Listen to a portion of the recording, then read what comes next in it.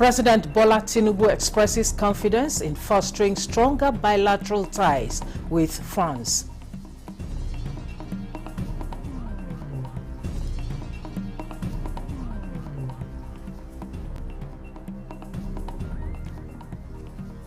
World Trade Organization reappoints Ngozi Okonjo-Iweala for a second term as its Director General.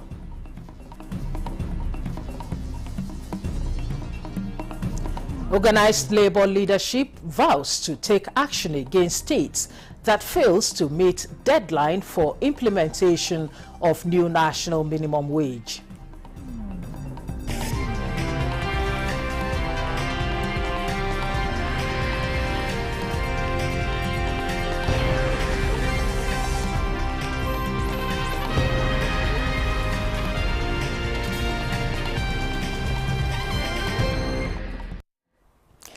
Hello and welcome. This is the News Desk at 3 on Nta News24. We are live in Abuja, the nation's capital. I am Stella Inameti. The 3-day visit of President Tinubu to France has continued to generate positive reviews, with many saying this is not just a diplomatic routine, but a strategic move to lift Nigeria's international profile. Big economy. France is one of the G7, and France has a lot of investment in Africa. I'm sure you know one of the companies owned by French government is Total, and which is one of the biggest producers of oil and gas in Nigeria. And they are also an equity owner in SPDC and other companies. And there are other interests between Nigeria and France. So this is something that is good. This state visit takes place in a special moment. It is the first state visit of an African leader since 2017. I think the last one who came was Alpha Condé. So it just shows the importance of Nigeria to France. Meanwhile, President Bola Ahmed Tinubu has lauded the amicable relations with French President Emmanuel Macron, appreciating his interest in Africa. Tinubu expressed confidence that Macron's goodwill would foster stronger bilateral ties, benefiting the entire continent. At the state dinner organized by the French government for President Tinubu at Palais des Élysées in Paris on Thursday night, the Nigerian leader encouraged both Nigerian and French citizens to uphold the cordial relationship shared by their nations. First Lady Senator Oluremi Tinubu accompanied the president to the dinner, along with Nigerian government officials, businessmen, and the Director General of the World Trade Organization, Dr. Ngozi Okonjo-Iweala. The president thanked the French leader and his wife, Brigitte, for the state visit and a 3-day reception. President Tinubu noted that the future remained bright for better relations with France. In his remarks, President Macron acknowledged Nigeria's leadership in Africa, recognizing its role as a big brother to the continent. He praised Nigerians for their resilience and intellect, mentioning Nobel laureate Professor Wole Soyinka and musician Femi Kuti as global figures. Macron noted that French investors have long been active in Nigeria, particularly in oil and gas, construction, and food security. He also highlighted opportunities in solid minerals, emerging technologies, and the film industry. In another development, Nigeria remains fully committed to seeing the full operationalization of the Media and Information Literacy Institute, for which it has been awarded hosting rights by the United Nations Educational, Scientific and Cultural Organization, UNESCO. Minister of Information and National Orientation, Mohammed Idris, stated this in Paris during a meeting with the UNESCO Assistant Director General for Communications and Information, Taufik Yelasi, on the sidelines of President Bola Tinubu's state visit to France. The minister was accompanied to the meeting, which held at the UNESCO headquarters by Nigeria's ambassador and permanent delegate to UNESCO, Dr. Hajo Sani. Recalling his previous meeting with the UNESCO Assistant Director General for Communication and Information in 2023, Minister Idris reiterated Nigeria's gratitude to UNESCO for the honor of hosting a Category 2 MIL Institute, one of the 5 proposed across the world. He said that President Bola Tinubu has been very supportive of the takeoff process and has approved the release of all funds required for the immediate operationalization of the institute, which will be located in the Federal Capital Territory.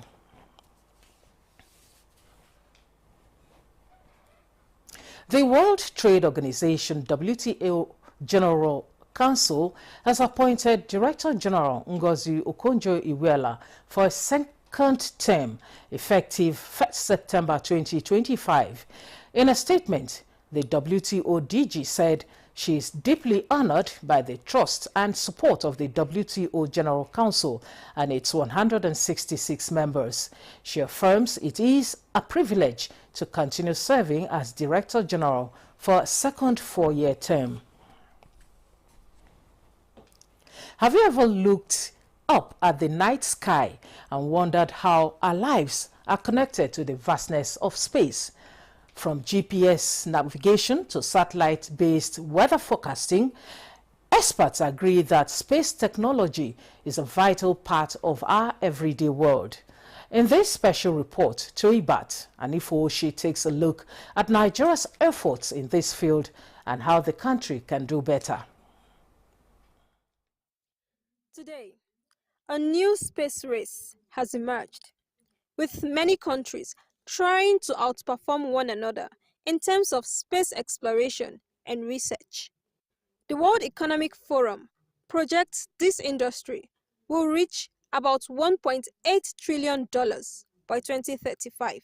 The National Space Research and Development Agency is Nigeria's national space agency responsible for space-related research and development. The agency says the giant of Africa is actively participating in this global endeavor. We launched Nigeria Sat 1, we have also launched Nigeria Sat 2, and we also launched Nigeria Sat X. Nigeria Sat X is of great importance to us because that is the first satellite, solely designed to fly standard by Nigerian engineers themselves, using the facilities of our technical partners in the UK, that's Solid Satellite Technology Limited.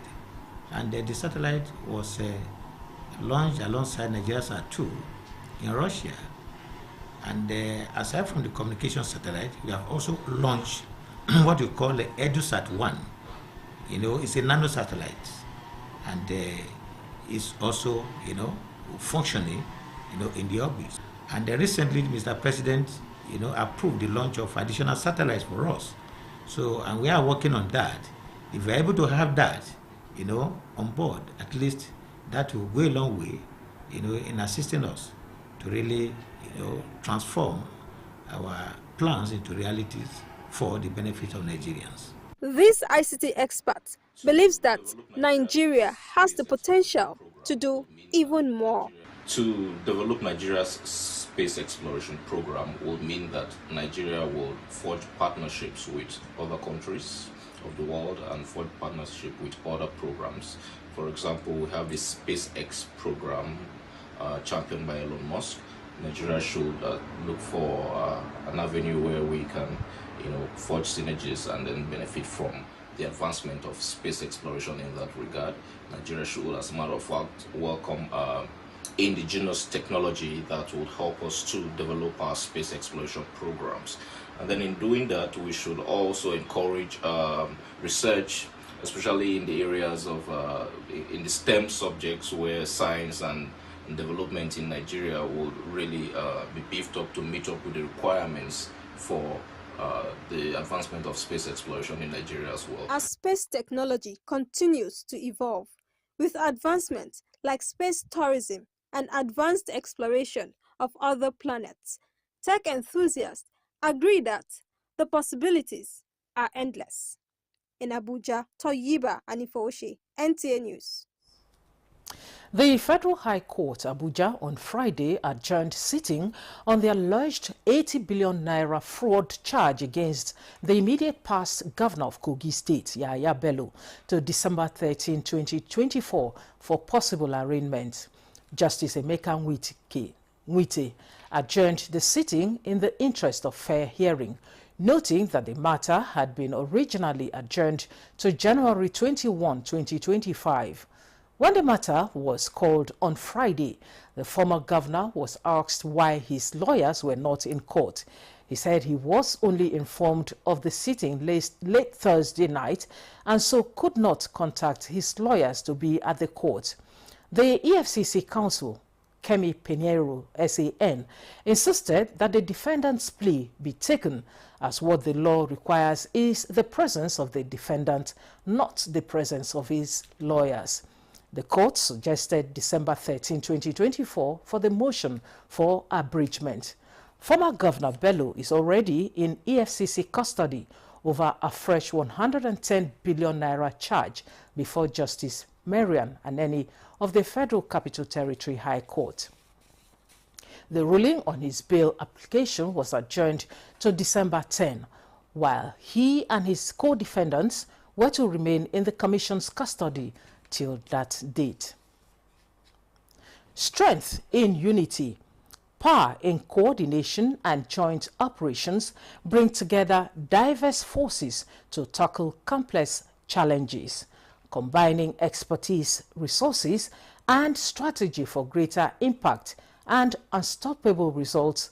Those were the words of the Director, Presidential Communication Command and Control Center, Rear Admiral Robert Obeyi, at the Rapid Response Exercise simulation at the Du train station in Abuja. Defense correspondent Olajide Bello reports. In the heart of the bustling city of Abuja, the Office of the National Security Advisor stood as the central command for a joint simulation exercise that will test the strength of the nation's counter-terrorism capabilities. The exercise, code-named Rapid Response 1, had been meticulously planned with the goal of testing the coordination and execution of hostage rescue operations at Idu train station, a critical transport hub. The ONSA's operation room buzzed with activities as high-ranking officials monitored live feeds from drones and satellite imagery, providing real-time intelligence for the teams on ground. The simulation unfolded in real time with a large contingent of special forces, police and emergency response teams coordinating with intelligence operatives who tracked the movements of the hostage takers using advanced surveillance tools. The rescue teams made their move after a thorough assessment, executing an intricate plan to extract the hostages. Every personnel involved displayed high levels of proficiency, and the exercise demonstrated the effectiveness of joint operations between various security and emergency response units. All the agencies, both the road safety, NCDC, the police and everybody and the armed forces are working together. So that is the synergy that we have always wanted. It's not just NEMA. You see, this was done in conjunction with the police force, the military, the National Security Advisor as well. Nigerians should expect better response. Going back home, we'll be able to, advise the authority according to what we have observed today. At the end of the simulation, the successful rescue operation at Idu train station was a testament to the collaboration and innovation that had been instilled within the nation's defense and security structures. Olajide Bello, NTA News. And still on security, the Kaduna State government has received a group of repentant bandits in Birnin Gwari. Mohammed Umar Ajingi reports that the bandits, who have renounced violence and surrendered their arms, promise to extend the message of dialogue and reconciliation to their counterparts in neighboring states, including those responsible for sabotaging critical infrastructure like electricity facilities. Birnin Gwari, once synonymous with fear and chaos, is now turning a new chapter in its history. This community that has endured years of attacks and kidnappings for ransom is now witnessing the return of peace. Through dialogue, many of these bandits who had terrorized the area have let down their arms and embraced peace. Through numerous meetings and extensive discussions, we have built bridges of trust. Several senior bandits leaders have laid down their arms and embraced peace, along with their followers. These individuals have been enrolled in a rehabilitation program designed by Kaduna State government in partnership with the federal government. One of the most profound signs of the return of peace in Benungwari is the reopening of this largest livestock market, which had been dormant for over 5 years due to insecurity. Residents of Benungwari and the former bandits have resolved to coexist peacefully without any fear. In Kaduna, I am Muhammad Umarajingi, Nta News. This is the News Desk at 3. Let's take a break. More news when we return. Stay with us.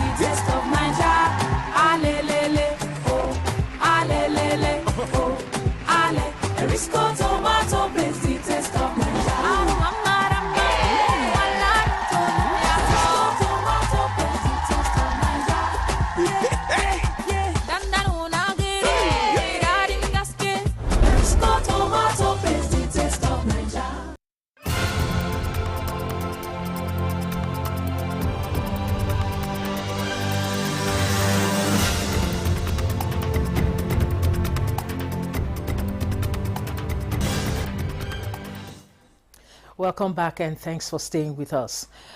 Federal government, with the support of development partners, is raising awareness on safe installation of solar mini-grids to prevent risk associated with use of substandard materials and poor installation. Joshua Ojito reports. Nigeria has adopted renewable energy with installation of solar home systems and mini-grids on the increase to improve access to electricity. However, there are concerns over use of substandard solar materials and poor installations with attendant risk of electrical fire, electrocution, and frequent system failure. It's going to be very wrong for you when you install a system and then after some time, whether it's on the rooftop of your house, and you're having issues, whether the components are not good, they are substandard. So we check all those things during our inspection exercise and ensure that they are in line with standard. This workshop with the regulators, solar system developers, and the development partners is to step up sensitization and deepen collaboration to halt the use of substandard materials and poor installation practices in the country. The Federal Ministry of Power will continue to provide the necessary support. It is our collective responsibility to ensure that every solar mini-grid installed contributes positively to Nigeria's energy landscape. We must prioritize the development of a skilled workforce. By fostering collaboration ecosystem, we can bridge the capacity gap, create sustainable job opportunities. With expectation to strengthen and safeguard Nigeria's renewable energy landscape through adherence to established standards and regulations, the advocacy is expected to be sustained to curb quackery and ensure safety of electricity customers. Joshua Ojito, NTA News. Nigeria Labour Congress says it will consider peculiarities of situations in states before deciding on appropriate action for each state that fails to meet its 1st December deadline for implementation of the new national minimum wage. President of the union, Joseph Ajeru, made this known during a Labour stakeholders media parley in Abuja. Joseph Oten reports. This is a forum put together by labor correspondents for government and leadership of the organized labor and the private sector to speak to their scorecards and dialogue on labor relations. Minister of State, Labor and Employment, Kiruka Onyejocha, represented by the Director General National Productivity Center, Bafa Babadan Agundi, declares the event open. The President, since inception, and the officials of the government refused to make accusation to the previous administration. He said, I accept both asset and liability, and he's moving on transparently. I believe people will respect the president, will appreciate the government of the day if they are to know some of the things that transpire. Discussing government-labor relationship, President Nigeria Labour Congress Joseph Ajaero decries lack of timely engagements between parties for much of the industrial disputes. There are docile states. There is a particular state as we are talking about the entire executive state want to take action, but the chairman is with the governor. So such states will design how best to operate because there are peculiarities. In some other states where they can't do it and they require assistance, we everybody know what to do. Also, everybody sets a national committee to look at what is happening in those states. And if there's an opportunity to sit together with relevant constituents and stakeholders to have a conversation on our work as far as strengthening the labor administration, the labor relations in Nigeria, is an opportunity that we should not miss. Conversations dwelled on creating decent job opportunities, tackling child and forced labor, and adherence to international best practices as stipulated by International Labour Organization conventions. In Abuja, Joseph Utsen, NTA News. Data of mother-to-child infection of HIV/AIDS in Nigeria, experts say, is a huge burden that is alarming, bringing down the figures of pediatric HIV, especially since it is preventable when detected in pregnancy. They insist must be prioritized through multi-sectoral collaborations. Lydia Sampson reports. Esther Hindi, National Coordinator, Association of Women Living with HIV and AIDS, wants social, cultural and structural barriers to HIV services tackled to prevent pregnant women infecting their children. Access to commodity and services where discrimination is still on the rampage. HIV is still tagged as a promiscuous way of infecting individual or getting the HIV. Our cultural acceptance, and then the fact that you don't talk about HIV, or I don't come out open free and say I'm HIV positive like any other disease, and people would not have a second look at you. So issues like that are still factors, that hinder people from accessing their services. And we're already building the capacity of the healthcare workers, the SACA staff, so that when the partner and when we're linking up, we're like the old SD we're doing now in Kano, we'll start tomorrow. We'll start with the youth group. They're going to use social media to discuss HIV preventive practices along their peers. Esther's optimism that with the right will, collaboration and commitment, HIV/AIDS can be eliminated by 2030, as projected, resonates with key players. The key issues of key messages of prevention is key, and we want to continue to chalk that out and churn that out and tell people how to remain negative. So that's also our priority. Government's commitment using their media outlet like NTA and some grassroots media can help us reach out to these communities and serve them in the languages they understand.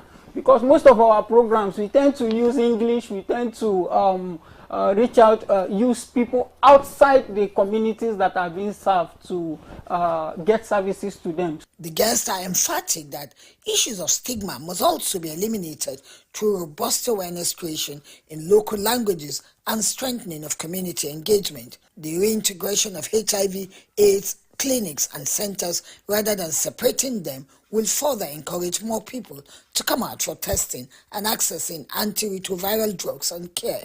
Sustaining and winning the fight against HIV/AIDS is a call for action across the country. In Abuja, Lydia Sampson, Nta News. On foreign news, dozens killed after landslides bury 40 homes in eastern Uganda. Details with Oyeyemi Ajayi.